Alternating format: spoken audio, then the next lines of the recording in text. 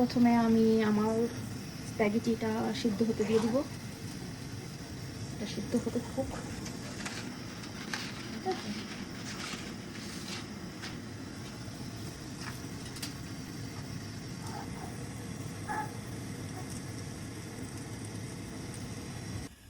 প্রথমে আমরা প্যানে তেল দিয়ে নিচ্ছি।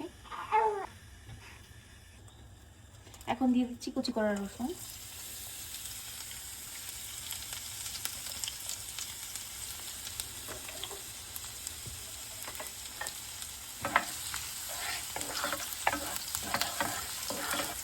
রসুনটাকে আমরা আস্তে আস্তে ভাজবো, বাট পুড়ে ফেলবো না।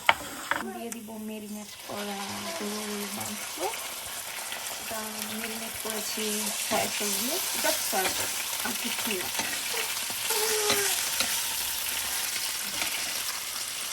আপনারা চাইলে এটার মধ্যে একটু কর্নফ্লাওয়ার দিতে পারেন। আমার কাছে কর্নফ্লাওয়ারের টেস্টটা অত বেশি ভালো লাগে না, তাই আমি দিইনি।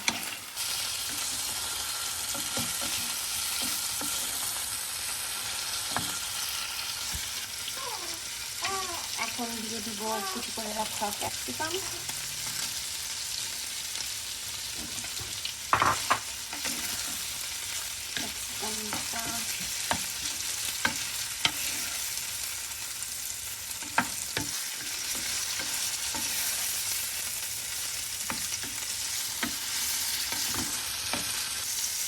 কিছুক্ষণ ক্যাপসিকামটা কুক করে নেওয়ার পর এখন দিয়ে দিব আমাদের সিদ্ধ করে রাখা স্প্যাগেটি।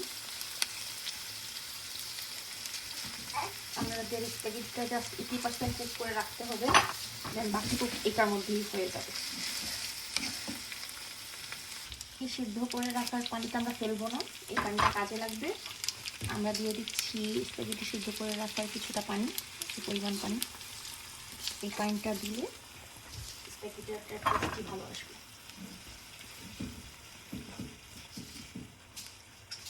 এখন কিছুক্ষণ কুক করে নেব।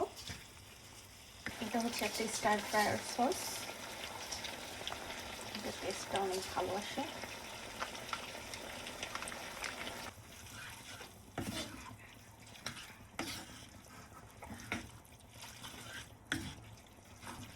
একটু ঝাল ঝাল পছন্দ, এই কারণে আমি একটু ব্ল্যাক পেপার দিয়ে দিব।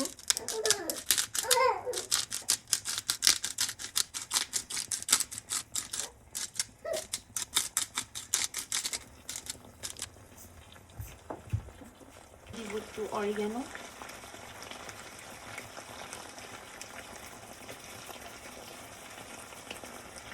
না দিলেও চলবে, আমার এটা পছন্দ।